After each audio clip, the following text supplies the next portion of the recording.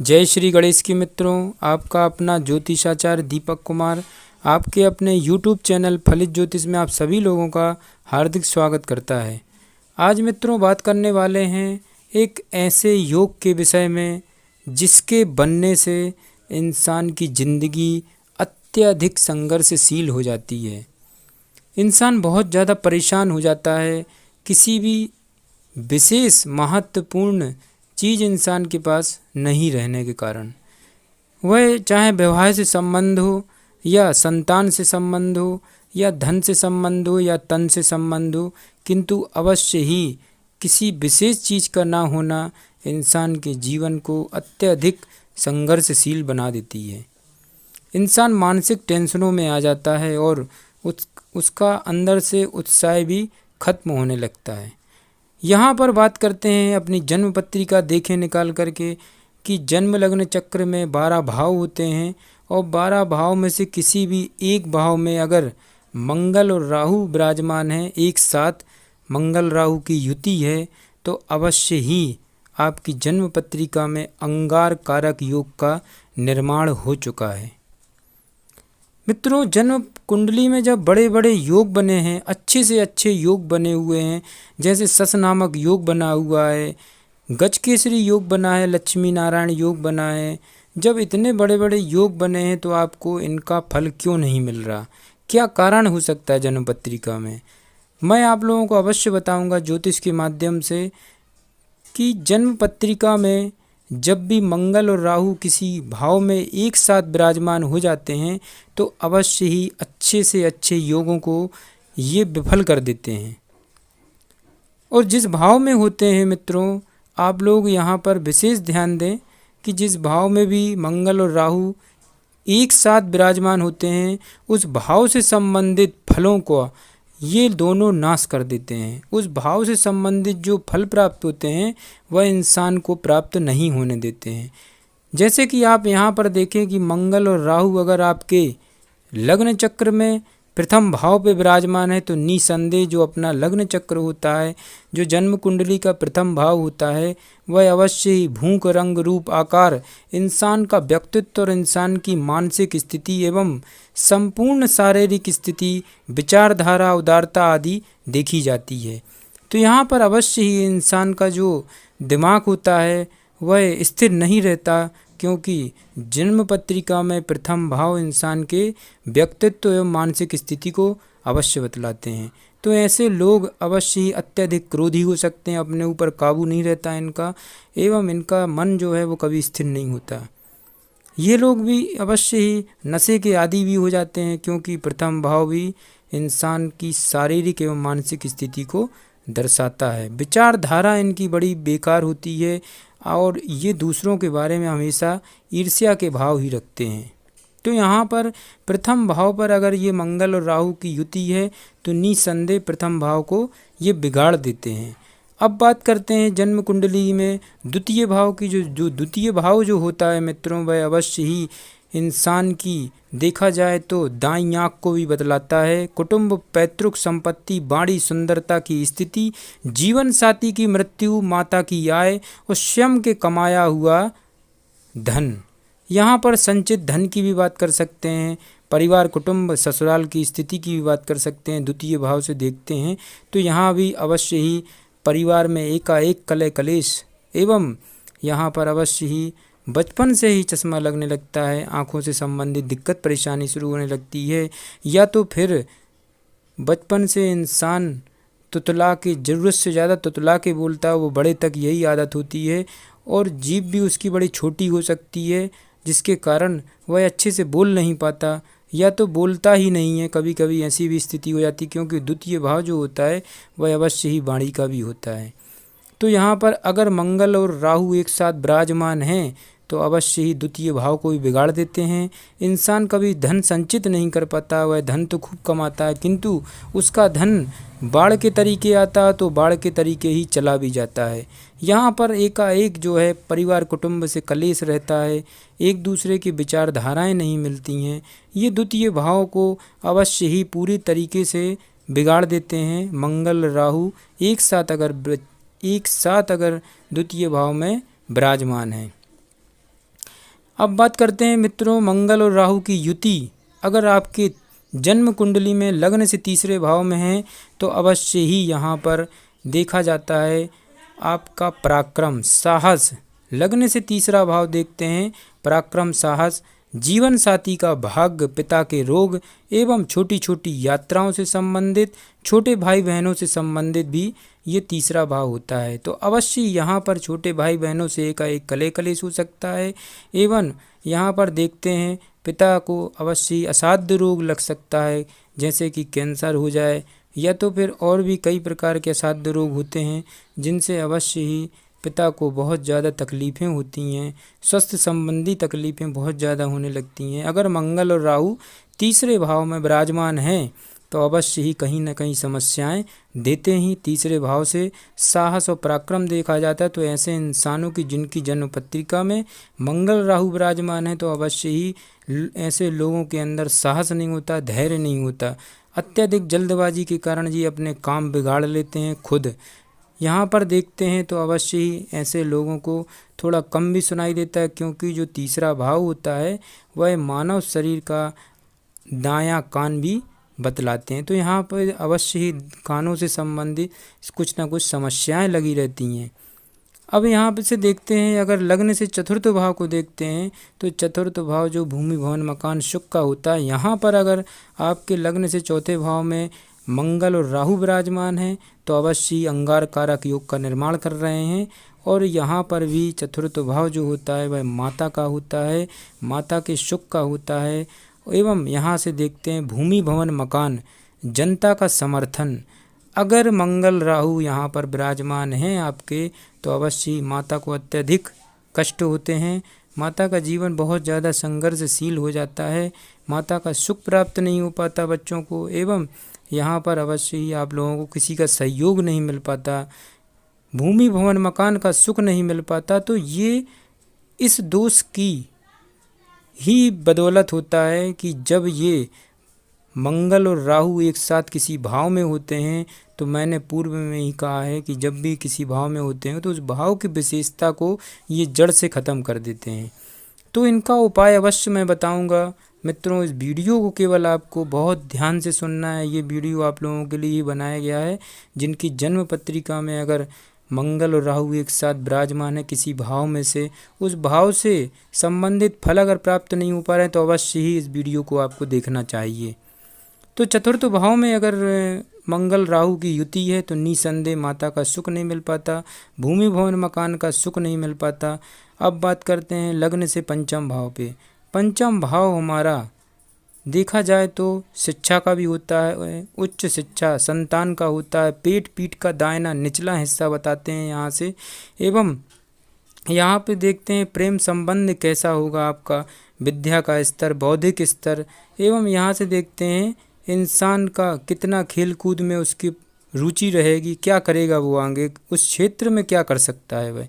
तो पंचम भाव अवश्य ही पेट पीठ के दाहिने निचले से हिस्से कुछ ना कुछ तकलीफ़ें अवश्य दे सकता है अगर मंगल और राहु पंचम भाव में विराजमान है। क्योंकि पंचम भाव पे जब भी ये दोनों ग्रह बैठ जाते हैं तो पंचम भाव से संबंधित जो फल होते हैं उसमें कहीं ना कहीं ये खराबी करेंगे ही। पंचम भाव हमारा देखते हैं तो प्रेम संबंधों को भी देखते हैं, तो ऐसे लोगों को प्रेम रोग भी लग जाता है और कई बार ये उससे संबंधित इन लोगों को जेल की यात्रा भी करनी पड़ सकती है। पेट पीठ में दाहिने निचले हिस्से में कहीं ना कहीं समस्याएं बनी रहती हैं, किडनी से संबंधित, लीवर से संबंधित तकलीफ देता ही है। अब बात करते हैं पंचम भाव संतान को भी बतलाता है। तो जिनकी जन्म पत्रिका में लग्न से पंचम भाव पाँचवें भाव में अगर मंगल और राहु की युति है तो निसंदेह अंगार कारक योग का निर्माण हो रहा है और संतान या तो होती नहीं है और होती है तो अवश्य ही बड़ी कठिनाइयों के साथ होती है। क्योंकि पंचम भाव प्रथम संतान को बतलाता है तो प्रथम संतान होने में अवश्य कई प्रकार की समस्याओं का सामना करना पड़ता है। ज़्यादा पीड़ित है शनि की, अगर केतु की दृष्टि पड़ रही है तो अवश्य ही संतान होती नहीं है, निसंतान होते हैं ऐसे लोग जिनकी जन्म पत्रिका में अंगार कारक योग का निर्माण पंचम भाव में हो रहा है। तो मंगल राहु पंचम भाव में विराजमान है तो मैं लिखित दे सकता हूँ कि पंचम भाव से संबंधित फल इंसान को प्राप्त नहीं हो पाते हैं।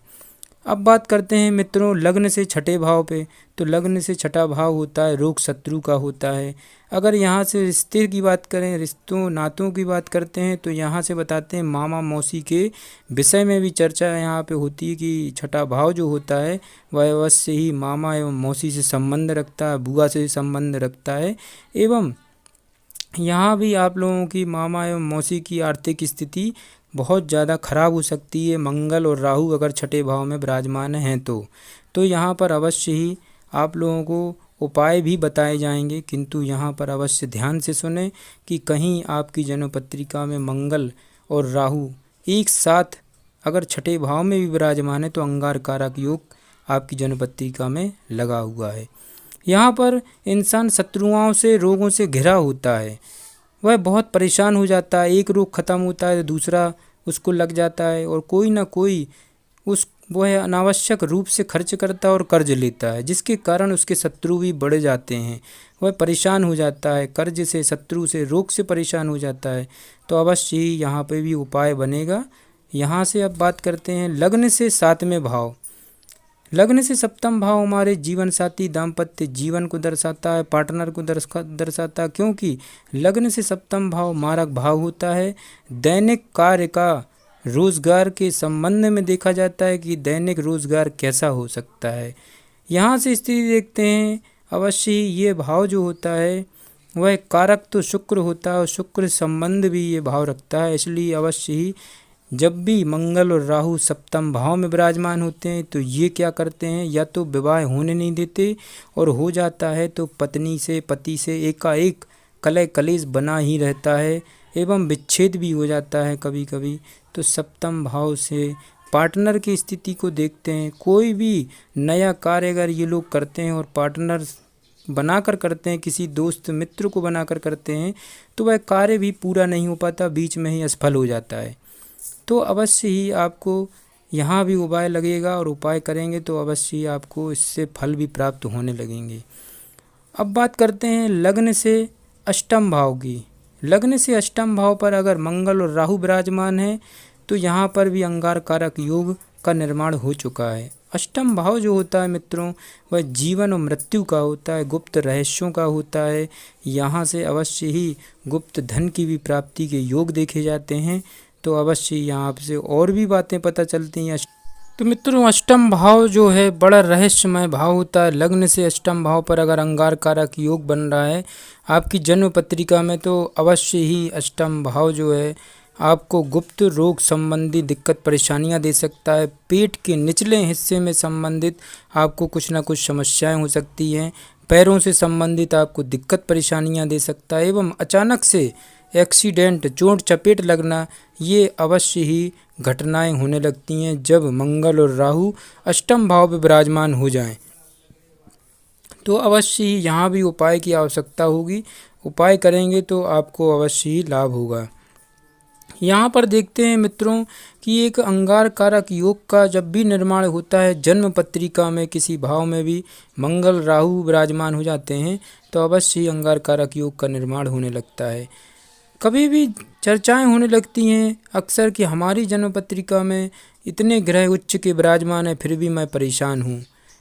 क्योंकि यहाँ पर देखते हैं कि कोई ये भी बात आ जाती है, कोई प्रश्न ये भी कर देता है कि हमारे तो शुक्र लग्न में विराजमान है, हमारे तो शनि लग्न में विराजमान है, शश नामक योग बन रहा है फिर भी मैं परेशान हूँ। ऐसा क्या कारण हो सकता है? बड़े बड़े ग्रह उच्च के होकर केंद्र में विराजमान है, इंसान फिर भी परेशान है, धन से परेशान है, तन से, संतान से संबंधित उसको समस्याएं लगी हैं।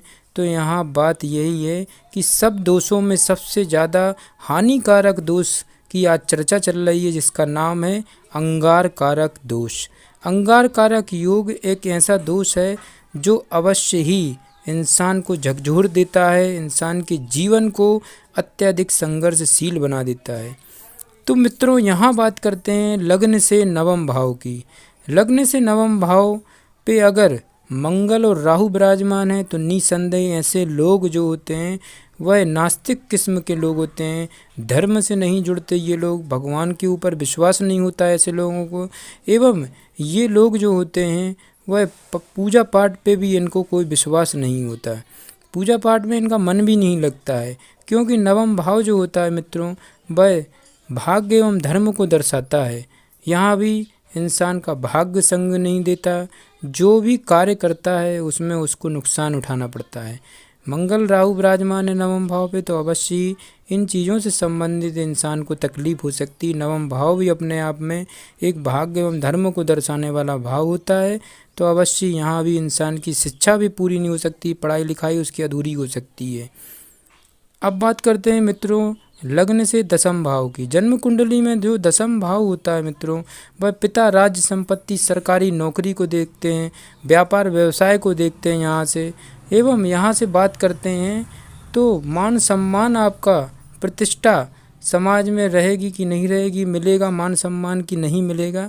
तो अवश्य ही मंगल और राहु अगर दसम भाव पे विराजमान है, तो अवश्य ही यहाँ पे पिता का कहीं ना कहीं सुख प्राप्त नहीं हो पाता, पिता से भी आपकी बन नहीं सकती। या तो फिर यहाँ पे अवश्य ही दसम भाव से मिलने वाले जो फल होते हैं, जैसे कि दसवां भाव होता है हमारे व्यापार व्यवसाय का, सरकारी नौकरी का, तो यहाँ भी इंसान को ये चीज़ें प्राप्त नहीं हो पाती हैं, क्योंकि ये कर्म भाव है।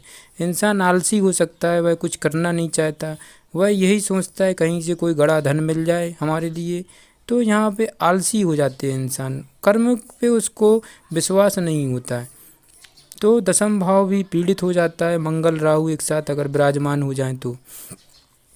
बात करते हैं मित्रों लग्न से 11वें भाव की। लग्न से 11वां भाव हमारी इच्छाओं को बताता है, हमारे आय के क्षेत्र को बताता है, आमदनी का जरिया बताता है। तो यहाँ भी लग्न से 11वें भाव पे अगर मंगल और राहु विराजमान है, तो अवश्य ही मन के अनुकूल कार्य नहीं हो पाते, जिसके कारण से इंसान अत्यधिक चिड़चिड़ा हो जाता है, अत्यधिक क्रोधी हो जाता है। क्योंकि जब मन के अनुकूल कार्य नहीं होते हैं, तो इंसान का मन भी इंसान को अत्यधिक क्रोध देने लगता है, इंसान का संतुलन अपने आप से खोने लगता है। तो लग्न से 11वें भाव से आय के क्षेत्र भी देखते हैं, तो अवश्य ही इंसान के इच्छाओं की पूर्ति नहीं हो पाती, आय के क्षेत्र भी डामाडोल रहते हैं। एक काम पकड़ा तो दूसरा काम शुरू कर दिया, उसी को पूरा नहीं करा, ये स्थिति घटने लगती है। 11वां भाव हमारे बड़े भाई बहनों को भी बतलाता है, तो बड़े भाई बहनों से भी एकाएक सहयोग नहीं मिल पाता है, एवं बड़े भाई बहनों से भी इंसान की बनती नहीं है, कहीं ना कहीं बड़े भाई बहनों से कलह कलेश भी बना रहता है। अब बात करते हैं मित्रों लग्न से 12वें भाव पे। अगर मंगल राहु विराजमान है, अंगार कारक योग बन रहा है आपकी जन्म पत्रिका में, तो यहाँ भी 12वां भाव हमारे व्यय भाव को बताता है, खर्च का भाव होता है। यहाँ कोर्ट कचहरी अस्पताल से संबंधित जेल की यात्रा भी यहाँ से देखते हैं, तो अवश्य ही यहाँ पर अगर मंगल और राहु विराजमान है, तो निसंदेह आपको कोर्ट कचहरी अस्पताल के चक्कर लगाने पड़ सकते हैं, एवं आपको जेल की यात्रा भी हो सकती है, झूठे केस में आप फंस सकते हैं। एवं यहाँ से देखते हैं इंसान के शरीर की बात करें, तो अवश्य ये बाईं आँख को दर्शाता है लग्न से 12वां भाव। खर्च जो होते हैं वह बेहिसाब इंसान खर्च करता है, जितनी कमाई का जरिया नहीं होता उससे ज़्यादा कहीं वो खर्च करता है। तो मंगल राहु अगर 12वें भाव में विराजमान है, तो अवश्य ही आपको बहुत जल्द से जल्द इसका उपाय करवाना ही पड़ेगा। तो यहाँ पर मैंने आपको 12 भाव में बनने वाला अंगार कारक योग का जो निर्माण होता है उसके विषय में मैंने बताया है, और मैं पूर्व में ही कहता आ रहा हूँ कि सब दोषों में से सबसे ज़्यादा खतरनाक और सबसे ज़्यादा हानिकारक इंसान झकझोर देता है ये योग, जिसका नाम है अंगार कारक योग। तो अवश्य ही आपको इस समय माता के दिन चल रहे हैं, नवरात्र के दिन चल रहे हैं, तो अवश्य ही माता दुर्गा की होगी आपके ऊपर विशेष कृपा अगर आप करते हैं उपाय। उसके लिए आपको क्या करना चाहिए वह भी मैं आप लोगों को बता रहा हूँ, ताकि जन्म पत्रिका में आपकी जन्म कुंडली में किसी भी भाव में मंगल राहु विराजमान है, तो अवश्य आप जो है इससे संबंधित उपाय करके इससे मुक्त हो सकते हैं, आप अपने जीवन में आगे बढ़ सकते हैं। तो सबसे पहले आपको क्या करना चाहिए, आपको अवश्य ही आज माता का तीसरा दिन है, चंद्र घंटा माता का दिन है, और आपको अवश्य ही आज से शुरुआत करना है। आपके लिए क्या करना चाहिए, आपके लिए सूर्य अस्त के बाद माता के मंदिर में जाकर के 1 नारियल और 100 ग्राम जवे, 1 नारियल 100 ग्राम जवे लेकर जाना है, क्योंकि जो जवा होता है वह अवश्य ही राहु का कारक तत्व होता है। तो 100 ग्राम जवे लेकर जाना है एवं आपको कम से कम 10 ग्राम लाल सिंदूर लेकर जाना है। लाल सिंदूर और जवे लेकर जाना है, 1 नारियल लेकर जाना है, 1 काला कपड़ा भी आपको लेकर जाना है, जिसमें ये सारी चीज़ें आपको बांध देना है। उसके बाद माता के चरणों में इसको धरना है, इन सारी चीज़ों को माता के चरणों में धरना है और माता की स्तुति करना है। वह सिद्ध मंत्र मैं बता रहा हूँ, जिसको करने से अवश्य ही आपको अंगार कारक नामक योग से आपको मुक्ति मिलेगी एवं आपको अवश्य ही फलों की प्राप्ति होगी। आपके जिस भाव में जन्म कुंडली के जिस भाव में विराजमान होंगे, उस भाव से संबंधित फलों की प्राप्ति आपको होने लगेगी। इसको करना है विश्वास के साथ, और जब तक माता के दिन चल रहे हैं, नवरात्र चल रहे हैं, तो रोज़ आपको ये उपाय अवश्य करना है। नियमित रूप से करेंगे तो अवश्य ही आपको फल की प्राप्ति होगी।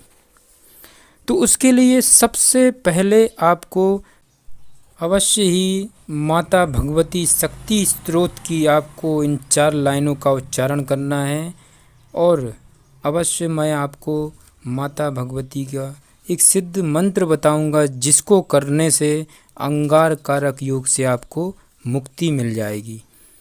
तो यहाँ पर आप लोग ध्यान से सुने एवं इस वीडियो को आपको पूरा सुनना पड़ेगा, जभी आपको लाभ होगा। जय देवी समस्त शरीर धरे, जय नाक बिरदर्शनी दुख हरे, जय विधि विनाशिनी मोक्ष करे, जय वांछद फलदायिनी सिद्धि वरे। एतय द्वय संस्कृतम स्तोत्रम पहा पठेन्तः, शुचियः गृह्वा शुद्ध भावेन प्रीता भगवती सदा। इन 4 लाइनों को माता भगवती का जो स्तोत्र की इन 4 लाइनों को अवश्य आपको विश्वास के साथ पढ़ना है, क्योंकि विश्वासम फलदायकम, विश्वास करेंगे तो अवश्य फलों की प्राप्ति होगी। तो यहाँ पर अवश्य ही जो मैंने चीज़ें कहा है, उन चीज़ों को लेकर के माता भगवती की शरण में जाएं, और इन चीज़ों को माता भगवती की शरण में रखकर इन 4 लाइनों का आपको उच्चारण करना है, एवं जो मंत्र मैं बता रहा हूँ इसका भी उच्चारण आपको अवश्य करना पड़ेगा। ये दक्षिण काली मंत्र का उच्चारण मैं बता रहा हूँ, जिसको करने से अवश्य ही आपको अंगार कारक योग से मुक्ति मिलेगी। इसको थोड़ा ध्यान से आप सुनना, क्योंकि एक भी शब्द अगर गलत होता है तो वह आपको फल नहीं दे सकता। तो इसको आपको बड़े ही स्थिर मन करके ही सुनना है, और ऐसे ही आपको जो मंत्र मैं बता रहा हूँ उसका उच्चारण इसी प्रकार से करना पड़ेगा। तो इसको ध्यान से सुने आप। क्रीम क्रीम का जो शब्द मैं ले रहा हूँ उसको 3 बार करना है। क्रीम क्रीम हीम हीम हीम हूम हूम, दक्षिणे कालिके क्रीम क्रीम क्रीम हीम हीम हूम हूम स्वाहा। इस प्रकार से आपको इस मंत्र का उच्चारण करना है। मैं गारंटी के साथ कहता हूँ, लिखित देता हूँ कि आपको अवश्य ही अंगार कारक योग से मुक्ति मिल जाएगी। इसको विश्वास के साथ करेंगे तो अवश्य फलों की प्राप्ति होगी। तो ये मैंने 12 भावों में, जन्म कुंडली के 12 भावों में बनने वाला, मंगल और राहु से बनने वाला अंगार कारक योग का निर्माण जो होता है उससे संबंधित मैंने उपाय बताया है। अच्छे दिन चल रहे हैं, माता के नवरात्र के दिन चल रहे हैं, तो अवश्य ऐसे मौके बार बार नहीं आते। आप जल्द से जल्द हो सके अवश्य ही आप इसका उपाय इसी प्रकार से करेंगे तो अवश्य आपको इस दोष से मुक्ति मिलेगी। तो मित्रों, ऐसे ही ज्ञानवर्धक वीडियो देखने के लिए आपके अपने YouTube चैनल फलित ज्योतिष को सब्सक्राइब जरूर करें, लाइक करें और ज़्यादा से ज़्यादा शेयर करें अपने दोस्तों, अपने परिवार के सदस्यों के लिए, ताकि आप भी हमारे परिवार के सदस्य बन सकें। मित्रों, आपको भी अगर अपने विषय में किसी भी प्रकार की जानकारी लेना, अपनी जन्म कुंडली से संबंधित अपने जन्म कुंडली का विश्लेषण करवाना है एवं विवाह कब किस दिशा में होगा, जीवन साथी का रंग रूप स्वभाव कैसा होगा, विवाह मध्यम दूरी में होगा या अधिक दूरी में होगा, लव मैरिज होगी या अरेंज मैरिज होगी, व्यापार व्यवसाय संबंधी, संतान संबंधी एवं अगर आपकी जन्म कुंडली में गवर्नमेंट जॉब का योग बन रहा है तो वह योग कब से शुरू हो रहा है, किस क्षेत्र में आप जा सकते हैं। इसलिए अवश्य ही मैं आप लोगों की जन्म कुंडली का विश्लेषण करके आपको सटीक जानकारी दे सकता हूं। तो आप कृपया अपनी डेट ऑफ बर्थ और जन्म समय जन्म स्थान हमारे व्हाट्सएप नंबर पर भेजकर अपने विषय में सटीक जानकारी प्राप्त कर सकते हैं। जय श्री गणेश की मित्रों।